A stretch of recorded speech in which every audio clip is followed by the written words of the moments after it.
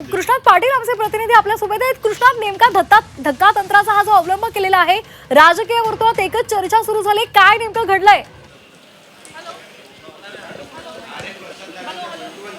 नक्कीच सर्वात मोठी घटना आता घडलेली आहे। सचिन अहिर जे शिवसेना ठाकरे गटामध्ये होते त्यांनी थोड्या वेळापूर्वी पक्षप्रवेश केला आणि त्यांचा उमेदवारी अर्ज भरण्यात आलेला आहे उपसभापती पदासाठी। आणि या उपसभापती पदासाठी अर्ज त्यांनी दाखल केलेला आहे, त्यामुळे त्यांची निवड जवळपास निश्चित मानली जाते। आपण हे फोटो जे आहेत हे आपण प्रेक्षकांना दाखवू शकतो की झी24 तासच्या माध्यमातून हे त्यांचा उमेदवारी अर्ज दाखल करण्यासाठी सचिन अहिर यांच्यासोबतच नीलम गोरे, हेमंत पाटील, चंद्रदादा पाटील, रवींद्र फाटक हे असलेले पाहायला मिळत आहेत। आणि त्यामुळे नक्कीच एक मोठी कलाटणी जी आहे ती या ठिकाणी झालेली पाहायला मिळते। या संपूर्ण घडामोडी मागे पडद्यामागे घडामोडी नक्की घडलेल्या आहेत आणि सचिन अहिर यांनी पक्षप्रवेश केलेला आहे शिवसेना शिंदे गटामध्ये। आणि आता महायुतीचे उमेदवार, उपसभापतीचे उमेदवार म्हणून ते या उपसभापतीपदाच्या निवडणुकीमध्ये सामील होत आहेत। ते उपसभापतीसाठीचा उमेदवारी अर्ज देखील भरलेला आहे।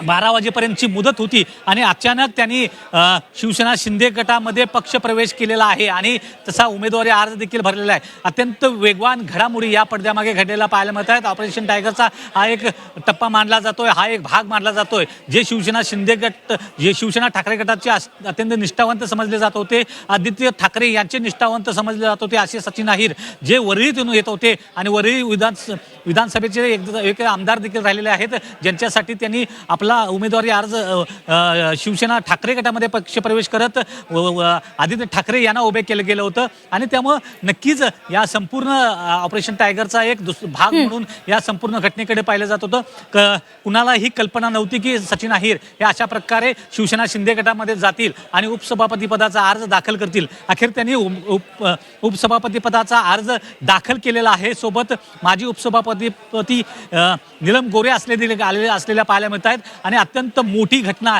ही आजची असलेली दिसते।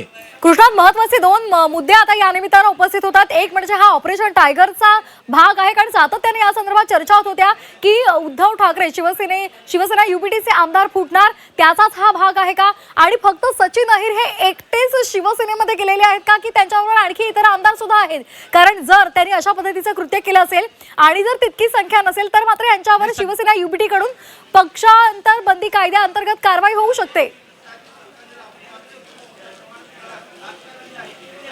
नक्कीच तशा प्रकारच्या कारवाईच्या होऊ शकते, परंतु सध्या तरी त्यांनी शिवसेना शिंदे गटात प्रवेश केलेला पाहायला मिळतोय। ज्या काही तांत्रिक गोष्टी आहेत, कायदेशीर अडचणी आहेत, त्या नंतर समोर येतीलच, परंतु ज्या पद्धतीनं या ऑपरेशन टायगरच्या माध्यमातून आमदार आणि खासदार फोडले जात आहेत त्या संदर्भात नक्कीच शिवसेना ठाकरे गटाला विचार करावा लागेल। परंतु शिवसेना ठाकरे गटाचे खंदे समर्थक आणि एक विश्वासू समजले जाणारे आदित्य ठाकरे यांचे अत्यंत विश्वासू समजले जाणारे असे सचिन अहिर यांनी शिवसेना शिंदे गटात आता पक्षप्रवेश करून उपसभापतीचा अर्ज दाखल केलेला आहे। त्यांच्यासोबत आणखी किती आमदार असणार आहेत याबाबत कुठलीही माहिती नसली तरी त्यांचा मात्र पक्षप्रवेश झालेला आहे। उपमुख्यमंत्री एकनाथ शिंदे यांच्या उपस्थितीमध्ये झाला असल्याची माहिती सध्या समोर येते। त्या संदर्भातले फोटो थोड्या वेळात समजतील, परंतु सध्याच्या घडीला मात्र एक मोठी बातमी आहे की त्यांनी महायुतीच्या वतीनं उपसभापती पदाचा अर्ज भरलेला आहे आणि त्याचसाठी त्यांनी कदाचित त्याच अटीखातर त्यांनी पक्षप्रवेश केला असल्याची माहिती येते। उपसभापती जर देणार असाल तर आपण त्या ठिकाणी पक्षप्रवेश करू अशा प्रकारची अट त्यांनी घातली असल्याची माहिती सध्या समोर येते। आता या संदर्भात पक्षांतर बंदी कायद्याअंतर्गत कितपत कारवाई होते हे पाहणं गरजेचं आहे, कारण ज्यावेळी 5 वर्षापूर्वी याच सचिन अहिर यांच्या निवडणुकीच्या वेळी म्हणजे विधान परिषदेच्या निवडणुकीच्या वेळी आमदारांची मतं फुटली गेली होती, त्यावेळी देखील अशा प्रकारची चर्चा होती आणि त्यांना निवडून देखील, परंतु ते अगदी काटावरच्या मताने निवडून आले होते। आणि त्यावेळी एकनाथ शिंदे यांचे सोबत आमदार जे आहेत ते बाहेर पडले गेले होते आणि त्यावेळीच्या निवडणुकीमध्ये सचिन अहिर हे निवडून आले होते। आता पुन्हा त्यांना विधान परिषदेच्या आमदारकीची जी खात्री आहे ती दिली जाऊ शकते, कारण जी 2022 4 वर्षापूर्वी ते निवडून आले होते, त्यानंतर 2 वर्षानंतर पुन्हा ते निवृत्त होतील, त्यावेळी त्यांना देखील पुन्हा एकदा आमदार म्हणून निवडून यायचं असेल तर त्या संदर्भातला शब्द जो आहे तो एकनाथ शिंदे यांनी कदाचित दिला जाऊ शकतो किंवा महायुतीच्या वतीनं दिला जाऊ शकतो। आणि याच वेळी आता सध्या महत्त्वाचं आहे की इतर कोणते आमदार त्यांच्या संपर्कात आहेत एकनाथ शिंदे यांच्या, की काय होतंय येत्या काळामध्ये ते पाहणं देखील महत्त्वाचं आहे. आणि एकंदरीतच सचिन अहिर यांनी ज्या प्रकारे पडद्यामागे ज्या घडामोडी शिवसेना शिंदेच्या वतीनं घडवण्यात आल्या आणि अचानक एक सचिन अहिर यांनी पक्षप्रवेश केलेला पाहायला मिळतोय, नक्कीच एक मोठी घटना या ठिकाणी दिसून येते. अगदी आपण पाहतोय हा खरं तर खूप मोठा धक्का उद्धव ठाकरे यांच्या शिवसेनेला आहे, उद्धव ठाकरे यांना आहे. कारण आदित्य ठाकरे यांचा बालेकिल्ला वरळी आणि या वरळीमध्येच एकनाथ शिंदे यांनी हा मोठा दणका दिलेला आहे. सचिन अहिर हे आता शिंदेच्या शिवसेनेमध्ये गेलेले आहेत आणि त्यांना शिवसेनेनं उपसभापती संदर्भात उमेदवारी सुद्धा दिलेली आहे अशी माहिती आपल्यापर्यंत पोहोचलेली आहे. त्यामुळे एक मोठा ट्विस्ट आलेला आहे. कृष्णात या संदर्भात वेगवेगळी नावं सध्या चर्चेत होती, मात्र ती चर्चेतली नावं बाजूला होऊन अचानक पद्धतीने हे धक्कातंत्र वापरला गेला आणि सचिन अहिर यांनी उमेदवारी दाखल केलेली आहे. काय नेमकी सध्याची तिकडची राजकीय वातावरण तिकडचं पाहायला मिळते, कारण इतर काही जे ठाकरेंचे आमदार आहेत त्यांच्या संदर्भात काही माहिती मिळते का, तिथे काही वेगळी कुजबूज सुरू आहे का? नाही, सध्या दुसरं कुठलेही आमदार सध्या कोणाशी बोलणं झालेलं नाही. परंतु उपसभापती पदासाठी जे दोन नावं चर्चेत होते, एक हेमंत पाटील आणि दुसरं नीलम गोरे यांचं, हे दोघेही सचिन अहिर यांचा उमेदवारी अर्ज भरण्यासाठी त्या ठिकाणी उपस्थित असलेले पाहायला मिळतात. त्यामुळं ज्यांची नावं चर्चेत होती तेच सचिन अहिर यांचा उपसभापती पदाचा उमेदवारी अर्ज दाखल करण्यासाठी हजर झालेले आहेत. त्यामुळं या आता नीलम गोरे आणि हेमंत पाटील यांचं नाव मागं पडलेलं आहे. सचिन अहिर हे उपसभापती होणार हे निश्चित आहे, कारण महायुतीची संख्याबळ पाहता उपसभापतीपद हे सचिन अहिर होणार एवढं मात्र निश्चित.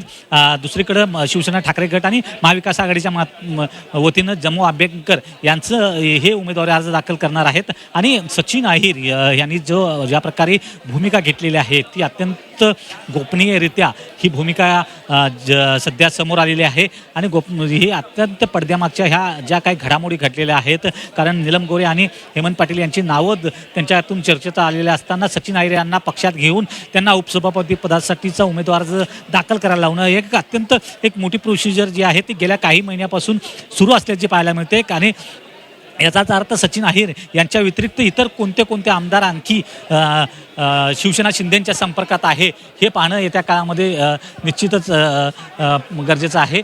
कारण जे सचिन अहिर ठाकरेंचे निष्ठावंत समजले जात होते, ते आदित्य ठाकरेंचे अत्यंत जवळचे समजले जात होते, पुण्याचे संपर्क प्रमुख म्हणून ते कालपर्यंत चांगल्या रीतीनं काम करत होते. परंतु अचानक त्यांनी घेतलेली ही भूमिका नक्कीच सगळ्यांना कोड्यात पाडणारी आहे, शिवसैनिकांना देखील कोड्यात पाडणारी आहे. त्यामुळे येत्या काळामध्ये आणखी कोणते आमदार एकनाथ शिंदे यांच्या संपर्कात आहेत ते कळून येईलच. अगदी कृष्णा, जर एक महत्त्वाचा मुद्दा विचार केला तर शिवसेना युपीटीचे 6 खासदार नुकतेच फुटलेले होते.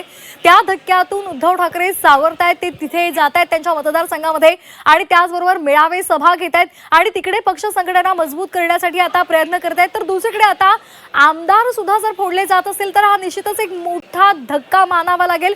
आणि त्यामधून आता ते आमदार जे आता सचिन अहिर फुटलेले आहेत त्यांनी शिंदेच्या शिवसेनेमध्ये प्रवेश केला, ही बाब आता आपल्याला कळली आहे. मात्र इतर आमदार फुटू नयेत यासाठी आता शिवसेना युपीटी कडून काहीतरी रणनीती आखली जाते का, त्या संदर्भातले काय अपडेट्स आहेत?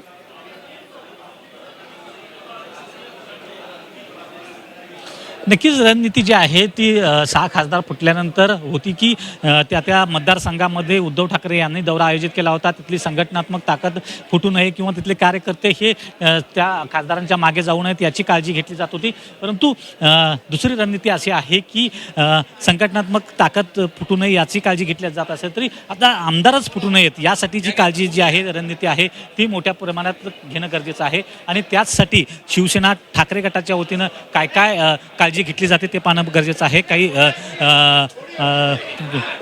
या ठिकाणी अनेक आमदार या ठिकाणी येत आहेत, त्यांच्याशी आपण चर्चा करणार आहोत. अनेक आमदार येऊ घातलेले आहेत. जे पद्धतीनं पाहिलं गेलं तर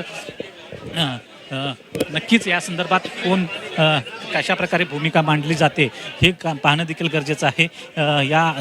जेव्हा सचिन अहिर हे फुटले जाऊ शकतात तर इतर खासदार देखील या संदर्भात काय भूमिका